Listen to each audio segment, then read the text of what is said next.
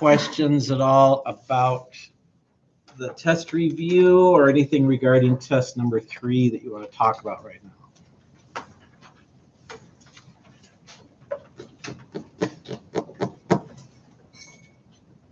Okay, that's fine. So what we're going to do is talk about the next set of work, which is homework set number 8. So when we ask the question, what is the purpose of statistics?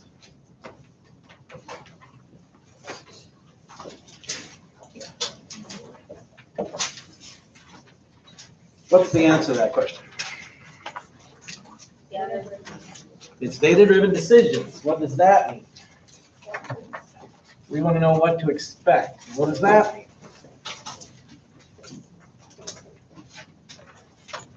5% or less is unusual, 95% or more is expected or usual. Okay.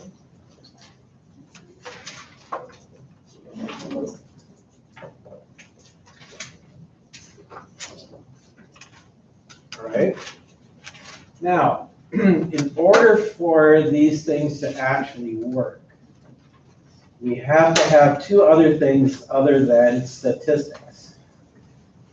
What are those 2 other things that we need? Experience. We need experience Humility. and humility. That's correct.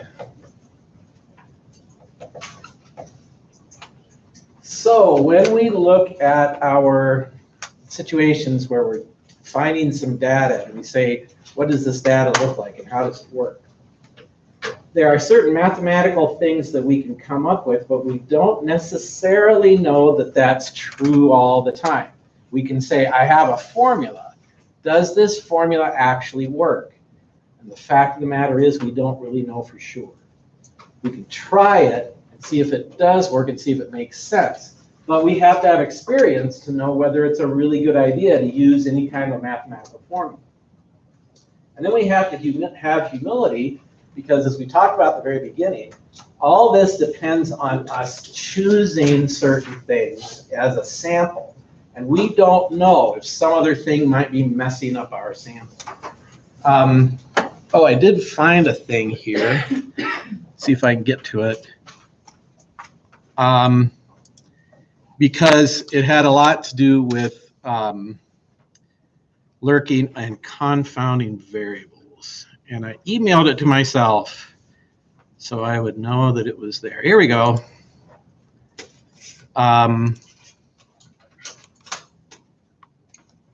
Junk food may be fueling a rise in food allergies, experts say. Now, there are 2 things that are happening here which are called weasel words. I don't know if you've ever heard of weasel words. Those are words that you can put into some kind of a statement so that somebody challenges you. You can say, I never said for sure. Okay, so you can't blame me for getting the wrong impression because I never said you could actually believe what I'm saying because I put in weasel words. But this is obviously giving us an impression, right? When you say junk food causes food allergies, that's not what they said, but that's the implication. That's kind of the thing in the background when you look at this. It seems like that's kind of what they're saying. But they use the word may, if they don't know for sure, and they put comma, say experts. So that you would say, oh, well, it's experts. There are actually experts that are saying it, not just the person who's writing the article. So according to this, we have something going on between junk food and food allergies. And what happened is that people went out and they measured these things called advanced glycation end products. And here's a small study by researchers in Italy where the food allergy people had, this is children with food allergies had higher levels of these things compared to children without allergies. So they were observing the difference in these chemicals between these 2 groups of children. Okay? And where do you get these AGEs? Well, these children were eating more junk food, however they just defined it. However, this is a total of 23 children with food allergies that they're using this as a sample. Okay, so that could mean that there's a lot of other stuff involved that all 23 of these children have in common besides just this exact chemical. Many other factors are thought to be involved. This professor said the latest research was too small to take into account other factors. So it could be that they're eating junk food and they're not eating healthy food. And so the thing that's actually making the difference is the healthy food. You're supposed to be eating, like olives and stuff. I don't know, whatever they're considering to be healthy. And if you're not eating the healthy, then you have these allergies. But they also have the chemical. That doesn't mean the chemical is actually making the allergy happen. It could be that they're just eating different things, not healthy stuff, fruits and veggies, right, or whatever. What about exposure to tobacco smoke? Maybe these children who are eating more junk food are in a particular social group that has a higher exposure to tobacco smoke. So that's what's actually causing the food allergies. We don't know. What else could it be? It could be any other psychosocial circumstances. Maybe if they're eating more junk food, their families have higher stress. You don't know. Maybe that's what's doing it, not the actual chemicals, right? So then the person says, I think this useful study has generated an interesting theory, but it needs to be examined in large numbers of patients and in different populations. Okay? But nobody reads through the entire article necessarily. What do they look at? The headline. Junk food may be fueling a rise in food allergies. 23 people with about a dozen other confounding variables that were not considered. But here it is, junk food, food allergies. And so you can't read the headline and actually get the information that you need. And this is relatively common, okay? When you read a news article, you see the thing, it makes an impression on you. But when you actually read through the study, you find out that there's a lot of things wrong with what they did not include. They did not include all these other factors that it could have been.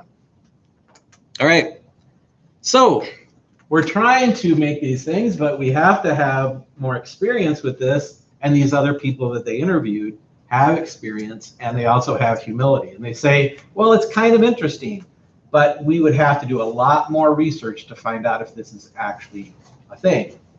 And you can't believe what the headline says. At least the impression that the headline gives you. It says it may be doing it, and it does say that experts are saying it, but you can't really believe just the headline itself. All right, now, when we're doing this, we're going to use certain math formulas in order to try to understand how these things happen. How can I know what to expect? How can I put my probabilities on? And one thing that we just did was the binomial. The binomial distribution is a way for us to try to figure out what those actual percentages are. And so then we can set something up and say, okay, I know something about like how many children have food allergies just in general. What's the percent? And then I can look at my particular group and I can predict if I'm choosing my group members at random, what would be the chances that they would have a certain percent of food allergies or a certain number of people out of the total. That's the binomial distribution. So it's describing for me what I can expect when I do a survey using a yes or no question. Well,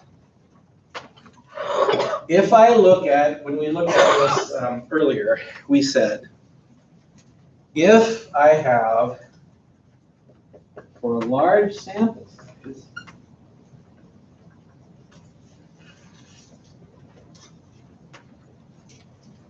and if the standard deviation is greater than 3, then I get something which is bell-shaped.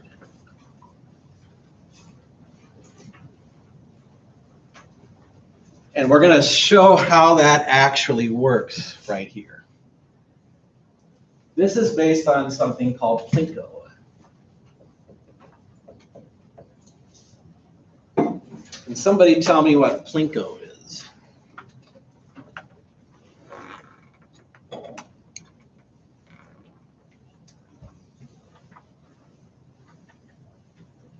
Hunter. It's a game. Drop the thing from the top. Where would you see such a game?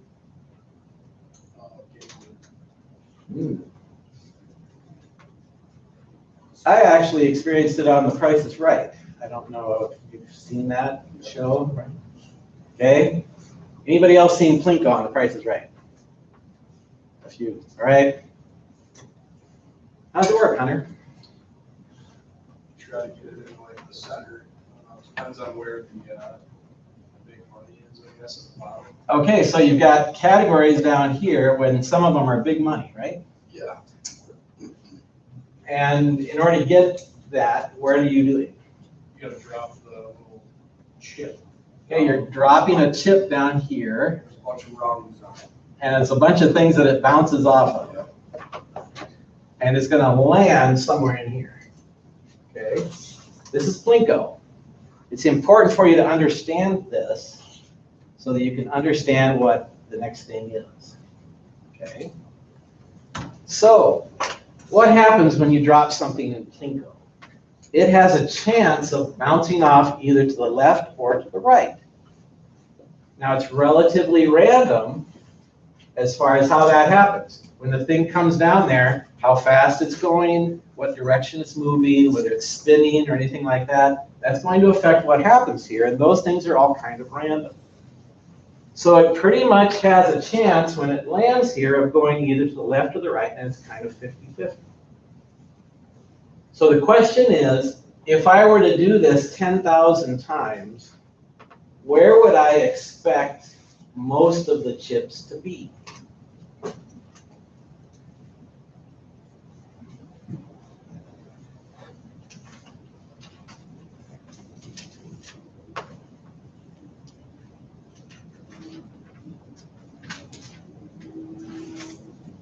I'm going to drop this chip and I'm going to do it 10,000 times. What would be more likely to happen as far as where these chips are going to end up?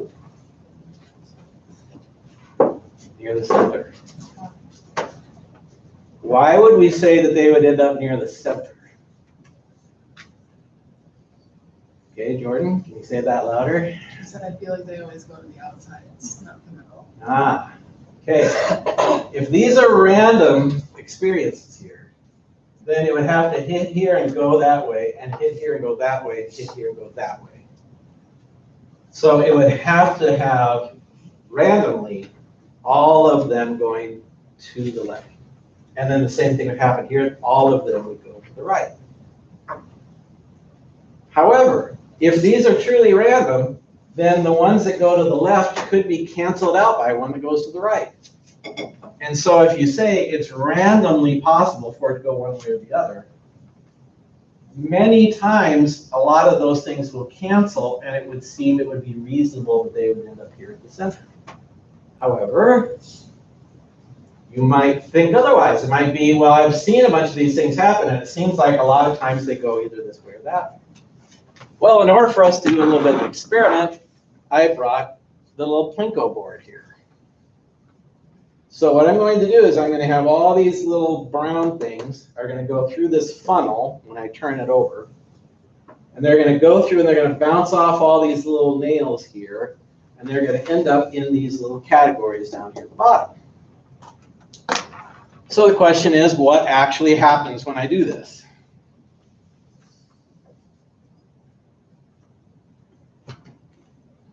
So if you want to get to a place where you can see this, I'm just going to hold it up right here and make it happen.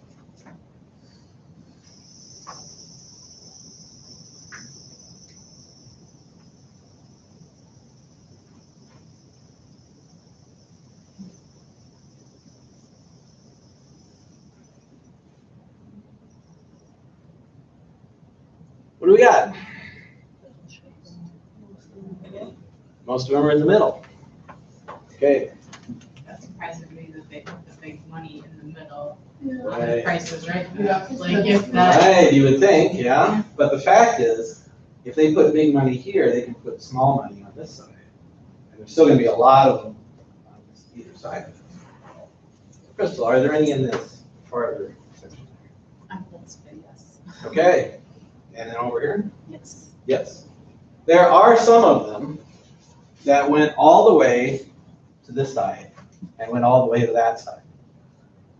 But there's like 4 out of maybe thousands or hundreds at least of those things. So it's very unlikely that they would go all the way to one side or the other. Most of the time, it happens in the middle. As it turns out, this is the definition of bell-shaped, which we have talked about. And this is what it looks like. It's bell-shaped. And so then what's happened in our evaluation of different data sets is that this thing happens so many times, we call it the normal curve. Okay? So this is something called the normal distribution. So now, instead of talking about just the binomial distribution, we're now going to have something called the normal distribution.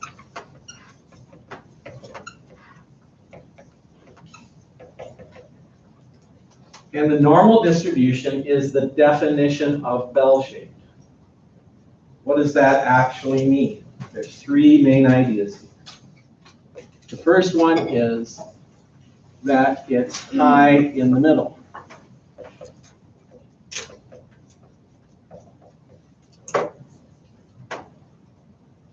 The second thing is it's the same on both sides.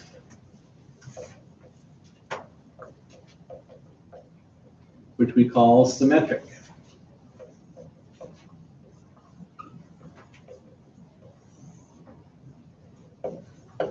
And the third thing it has is tails.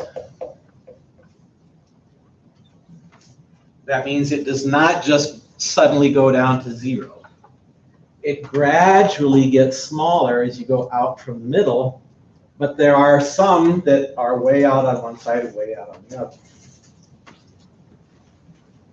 Now this is where we get the empirical rule from, okay? Empirical means something that we observe a lot. This is the normal distribution, which is observed in many situations. But it's not just for asking yes or no questions. This is the same type of thing that we see when we say, like, what's the high temperature going to be on June the 15th? If we measure the high temperature on June the 15th, it looks like this. There's a lot of information in the middle, and then it goes down, and there's very few extreme things that happen. Is it going to snow today? No. I'm safe to say that. Why am I safe to say that? Because the distribution of high temperatures looks like this. So that extreme events like being 30 degrees are very unlikely to happen. And that's very common. So that if you say something like, all right, how do I know how tall a child is expected to be at age 3? It turns out that most children have their height in the middle of the distribution. There are some which are very tall, some which are very short, but most of them are not. Most of them are in the middle. And so it's not just yes or no questions like the binomial distribution. It's also many other kinds of measurements that we do that are come out to be bell-shaped. And then in a couple of weeks, we'll talk more about why that's really important. But for right now, we have this thing, this way that the data is located, and it turns out that it has this particular shape. So then we can decide what to expect if we know something about how the data is actually shaped. Now, if we want to say, all right, I want to know the mathematical formula that will get me what I want. Well, that's going to be kind of complicated. So if I go out here to the publisher site and I take a look at that particular part of the textbook, so this is in the chapter that's dealing with the normal distribution.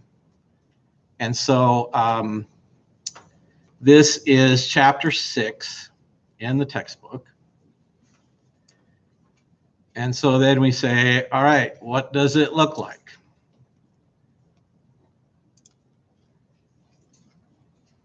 Here is the formula for the normal distribution. Okay, we're not going to use this formula. It's really complicated. It has a lot of weirdo symbols in it. So we're not going to use it. But you will see that it does contain the mean and the standard deviation there and also. So this mathematical formula is Plinko. If you apply the rules of Plinko to a data set, you end up with this right here. And if you know the mean and the standard deviation, then you can figure out all this stuff. However, it's really complicated, and even calculus people would look at this and say, oh, I don't know how this works. So what we deal with then, in order to make this work, is that we go to, specifically,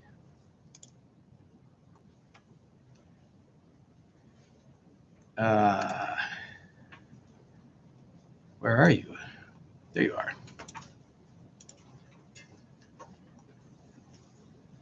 We go to table E in the textbook. You need to know how to use table E in the textbook. That's where we're going to find the information that we need in order to work with the normal distribution. So if we click on this, we see the stuff, what it looks like. But what I want you to see to start with here is this picture down at the bottom of the table. The picture down at the bottom of the table shows you the normal distribution, what it looks like here, but it has a specific number in the middle of it, which is 0. Table E is based on something called the standard normal distribution.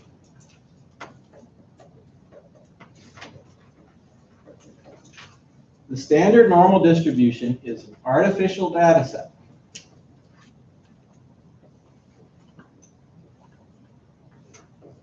It has a mean equal to 0 and a standard deviation equal to 1.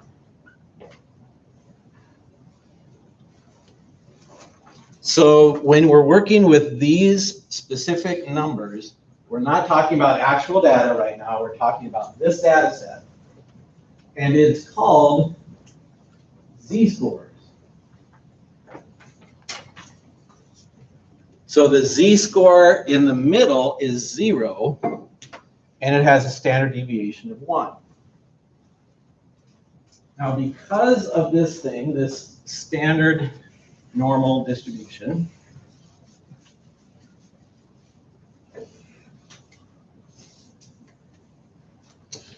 then we're going to have a lot of times 0 in the middle for the z-score. I should say we always have 0 in the middle for z-score. And then that means we're going to have positive numbers, and we're also going to have negative numbers. This would be like 1, 2, 3, -1, -2, -3. Now, we already talked about the z-score as being a measurement of how far a data value is from the mean. This is the same idea. If you have a z-score of 3, that's way above the mean. A z-score of -1, well, that's not that far away because a lot of the data is in the middle. So then what we're going to do is we're going to use the information from this table in order to figure out what to expect. Not just on the tails, one direction or the other, but we're also going to try to figure out what to expect for any kind of interval that's in this data set. Once we do that, then we'll also be talking about things like height or temperature or other things. But for right now, we're just focusing in on this thing right here. All right, so does anybody currently have any question about anything right now? Okay. So what needs to happen here is that you need to be relatively familiar with how this table actually works. And I'll get it back up here in just a minute. But what we're going to do is we want to find the probability of the data. And what that is going to mean is also the proportion or percent of the data, which is also the same thing as the area under the curve.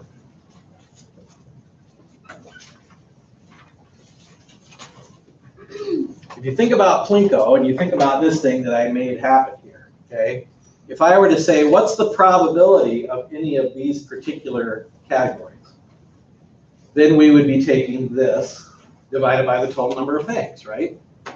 That would be the same thing as relative frequency or whatever. These things would all add up to be 100% if I made them into proportions. Well, the same thing is true with this area. The area of this thing here, the total area is equal to 1.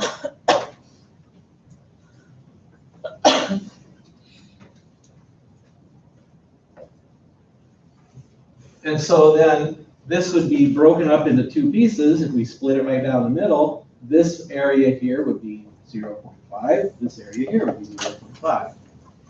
The mathematical formula that's created this is set up to make that area equal to 1. And so then if we're looking at where is the data located, then what we're going to find is that if we look for the area number, that's how much of the curve we have, that will tell us what is the percent of the data, or what is the probability that a data value is going to happen. Now, the example that we have, if we go to this thing here, you see what the picture looks like. It is the area which is to the left of a specific z number. So let's say I want to find out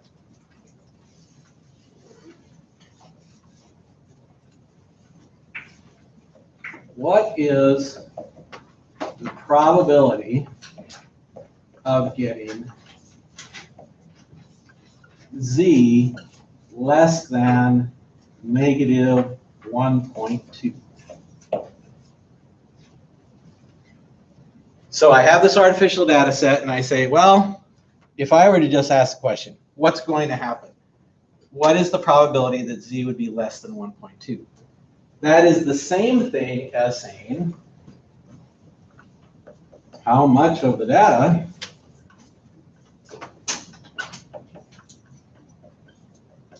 has z less than -1.2, which is the same thing as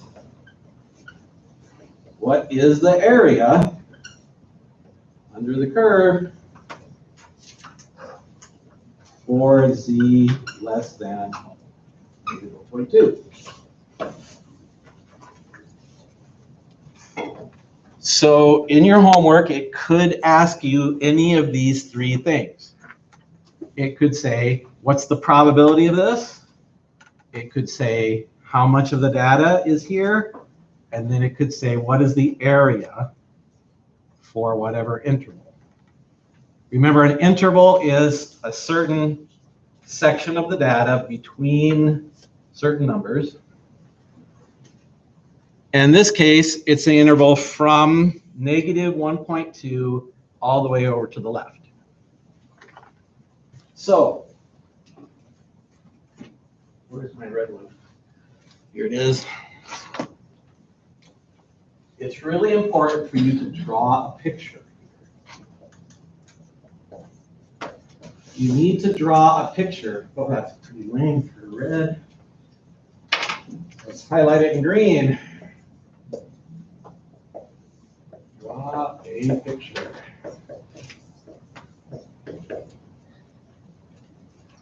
It's important for you to draw a picture so that you can see what you're actually looking at and see where this interval is actually located. So then if I draw this picture here, I know that 0 is in the middle. Here's my -1.2, and then this is the section that I'm concerned about. I want that part where it's less than that number. So then, when I look at the table, which is in the textbook, and I look at -1.2. Okay, let's make this bigger.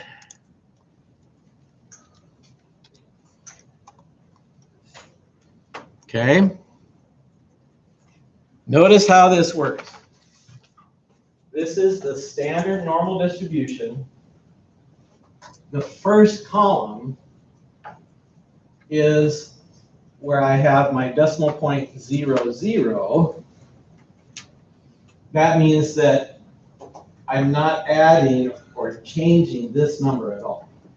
So I say, where's -1.2? Z, -1.2. And then because it's -1.20, I take this first number right here. The first column is where my hundredths place is 0. So this number is 0.1151.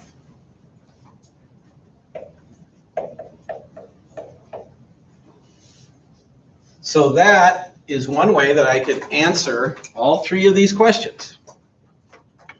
What's the probability of getting a z-score less than -1.2?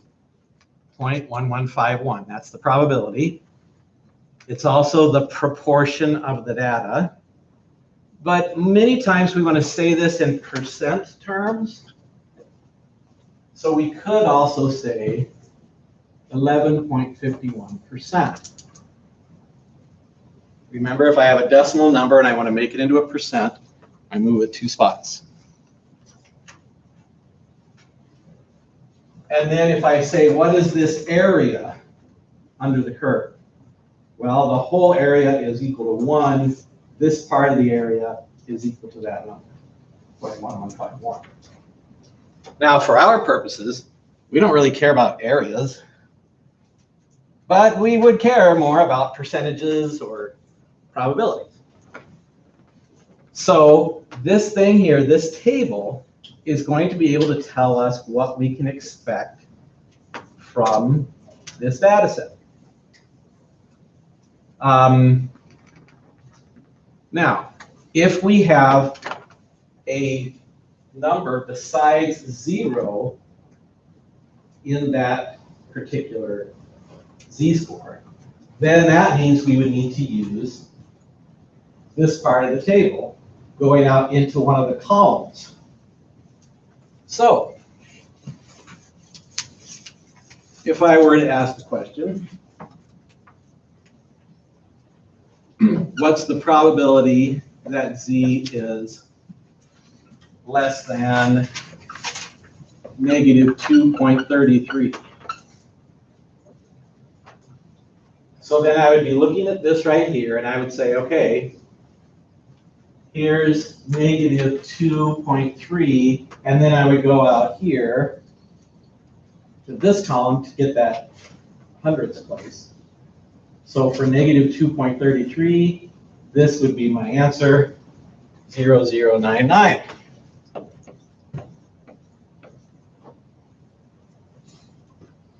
So then that comes out to be approximately 1%.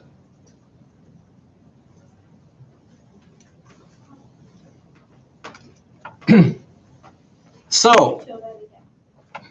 sorry? Can you show that again? Sure. I'm looking at this number, negative 2.33, and I should have drawn my picture, I'm sorry.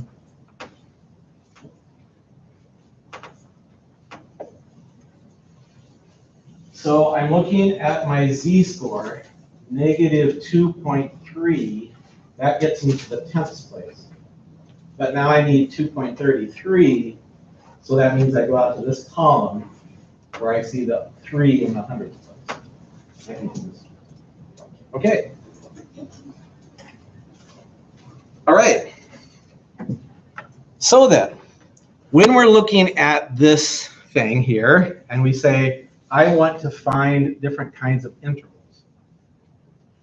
Everything that's on this table is describing areas which are to the left of whatever z-score I have. So let's take a look at the next page here, which has positive z-scores. So if I were to ask the question,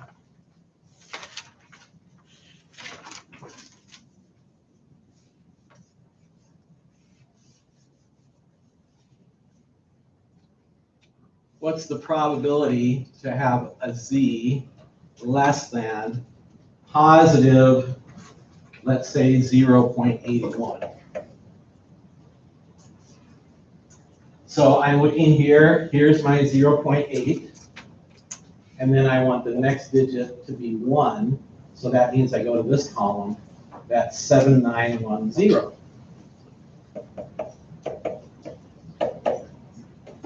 So in my picture, here's 0.81. It's a positive z-score. And my table is always giving me areas to the left. So that means it's this whole thing right here. Now it seems reasonable that this would be more than 50%. Because if it's farther over here, then that means it includes all of this part, which is 50%, and it has more. So this number and all these numbers are positive, have an area value that's bigger than 50%, because they're over there. And if you ever wonder about exactly what's happening, there's always a picture down at the bottom of the table that shows you what the table is telling you. If you're looking at a positive z-score, the table is always giving you areas to the left, and those will be more than 50%. Okay, that's always how that works. All right? Now, what if we wanted an area to the right instead of an area to the left? So what would happen if I wanted the probability of z greater than a positive 3.2? Well, let's make it a 2.2, sorry. What's the probability that z is greater than 2.2? Well, if I draw a picture, then I see what I'm looking for is this shaded part out here. But when I look at the picture on the bottom here, that's not what the table is telling me. The table will not give me this answer, because table numbers are always about areas to the left. And here I want an area to the right. So how can I do this? Well, if I look this up, I see that this is 9861. So that means all of this part in the green here is 9861. So how would I find out that other part to the right? 1 minus 9861. Exactly. 96. So I'm going to take 1 minus 0.9861. And that'll give me a number, right? I think it's 0139. Okay, so that, if you do that on your calculator, hopefully it comes out there. Okay.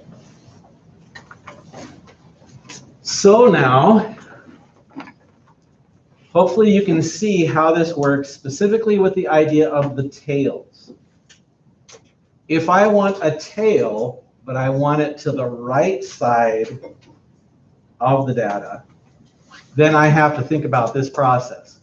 My table does not directly give me area numbers to the right, so that means I have to take 1 minus the number on the table, and it tells me how much that area is on the right.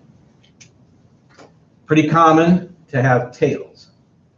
So that we're looking at numbers that are relatively small. This is like 1.4%. And it's out there on the right-hand side. Okay, so the table gives you numbers. If they're talking about area to the left, you just look it up. If it's area to the right, you take 1 minus that. What about if it's between 2 different z-scores?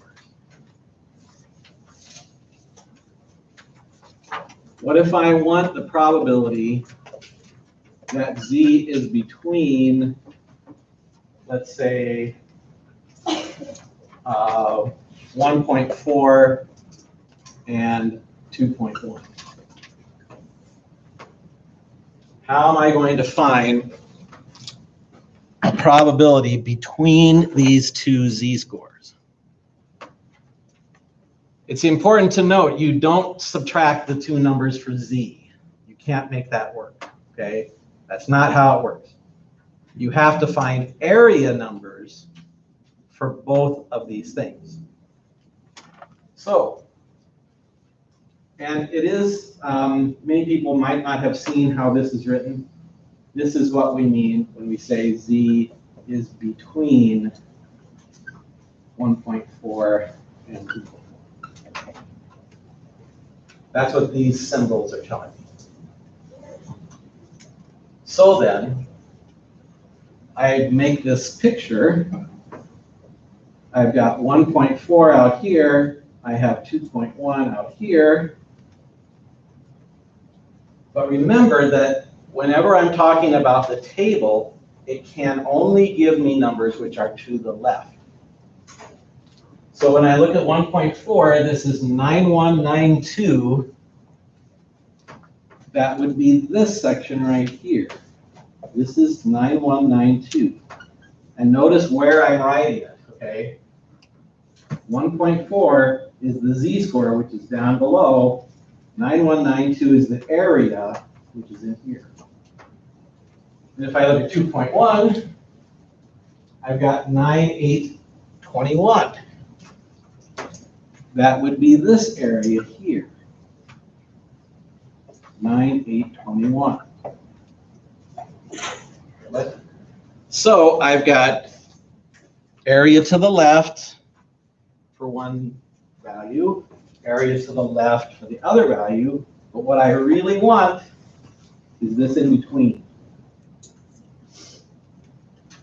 So some of you might know, what am I supposed to do with this then? How do I get that shaded part?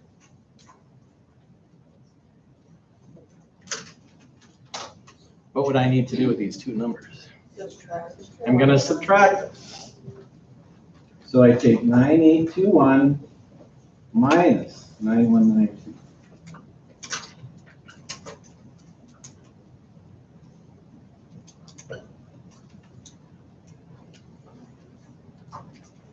I think that's right.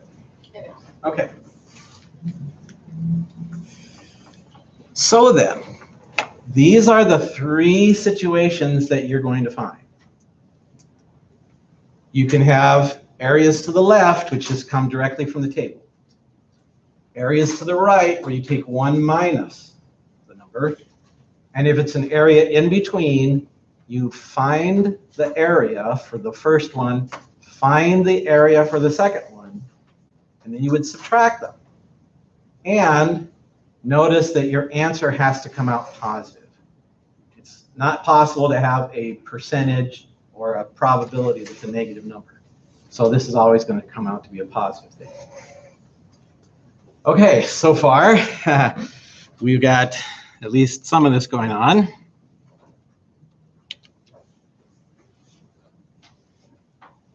And this is what homework is designed to do, right? It's to cause you to practice this. And recall that for all the homework problems, if you click on View an Example, it'll show you how to do it. So hopefully that'll get you so you can get enough practice on doing these kinds of things. But now, we're going to change things up just a bit.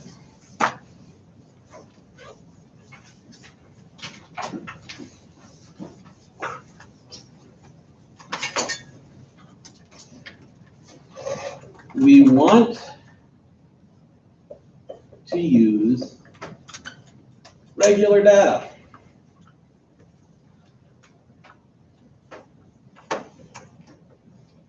So we don't want to talk about just this artificial data set. We want to look at actual things. For example, if we wanted to do the height of 3-year-olds.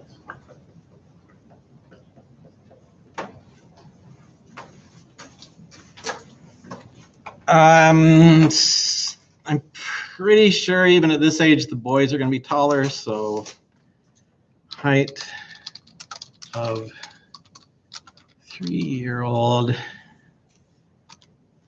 average.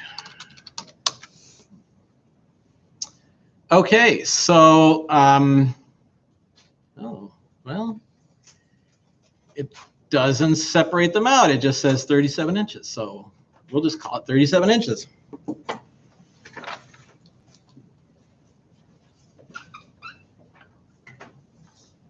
That would be the mean. And we're just going to pretend the standard deviation. Standard deviation, what can we say? Let's say 5 inches.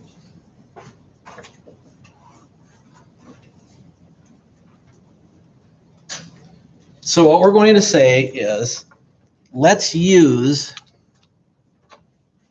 the idea of a bell-shaped curve and then that fancy formula that I gave you. If you know the mean and standard deviation, then you can actually make that graph. You could actually graph that thing based on this information. We don't have to use that though. We're going to be using the table with something that's called a data transformation.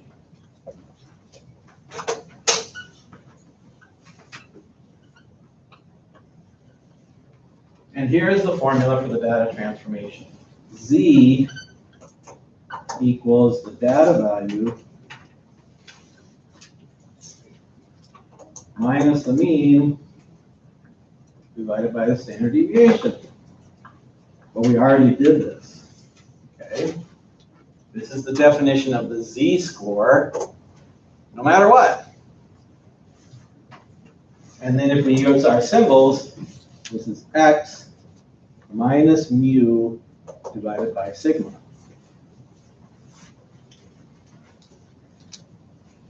It's really important that you understand the meaning of the symbols, okay? You'll see the symbols like on a test or whatever, but you need to know what they're talking about. So if I have a data value in any kind of a data set, I can make it into a z-score by using this process. I can find the mean, find the standard deviation, and then change all of my data values into z-scores. So instead of having a big long list of data, I will now have a long list of z-scores. And then if I know it's bell-shaped, then I can use this table. This table is designed to work with bell-shaped data because it happens a lot of times. So if I find my z-scores, it could be that it will look like this thing here. So then I can now predict what's going to happen. For example, what would be the probability that I would have a 3-year-old that would be over 43 inches tall? Well, how am I going to figure that out? I'm going to use this data transformation. I'm going to say x, my data value is 43, mu is 37, sigma is 5. That's based on what I had over here, mean and standard deviation. And again, I'm just pretending with this. Don't take it personally if you know some 3-year-olds and you're wondering, hey, how tall are they? So then we say the z-score would be 43 minus 37 divided by 5. So what's that number? 35.6. It is not. 1.2. 1.2. You have to do the top part of the fraction separately. So you have to have this as being 6 and then divide it by 5. Comes out that way. If you want to do it directly on your calculator, you can put parentheses around what's on the top, and then it'll work. So then, now that I have done this, my question has now become, what's the probability of having z greater than 1.2? So now I can draw my picture. 0 in the middle, z-score of 1.2, and I want it to be greater than that. So now I look at my table, and I say, what do I have? I have 8849. Up here, 8849. That would be this area, which I don't want.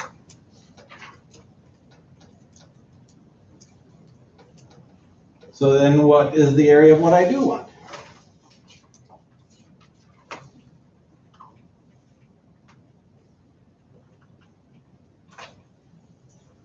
Minus 8. It is. So now what's 1 minus 8849?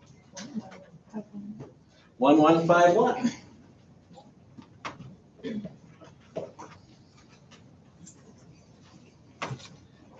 Am I surprised by these tall 3-year-olds?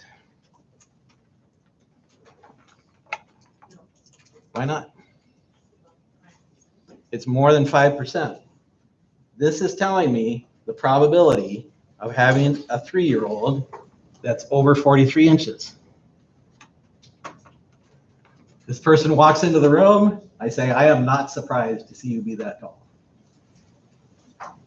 Even though there's a lot of people shorter, it's still not a surprise because it's not less than 5%. So this is how we go through the process of taking an actual data set, thinking about the z-scores which are there,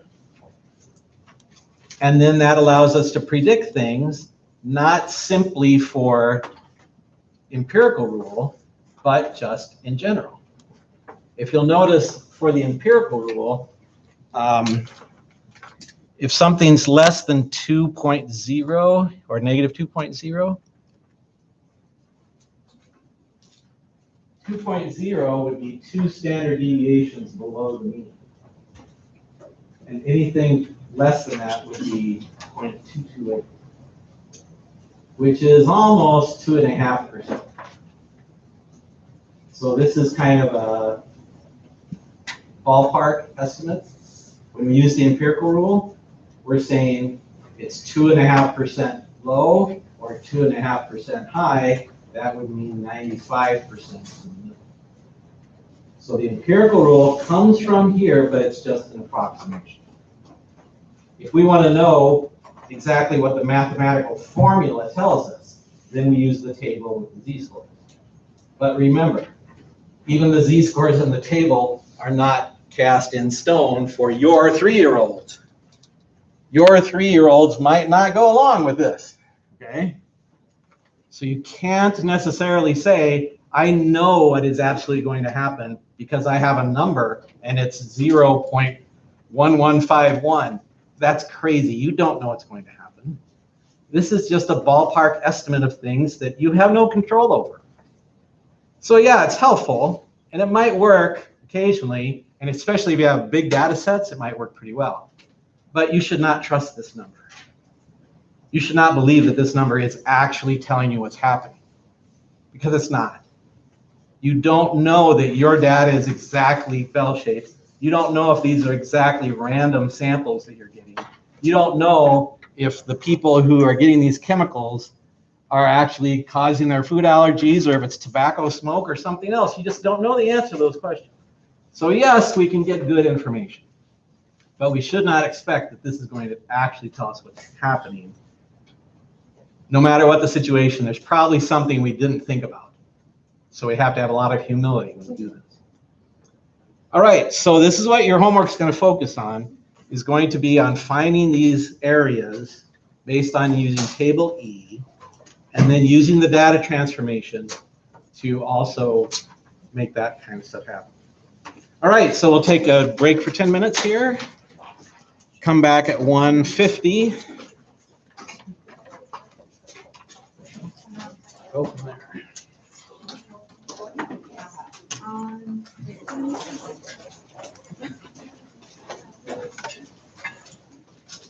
So, are you guys just doing the exam next? Yes.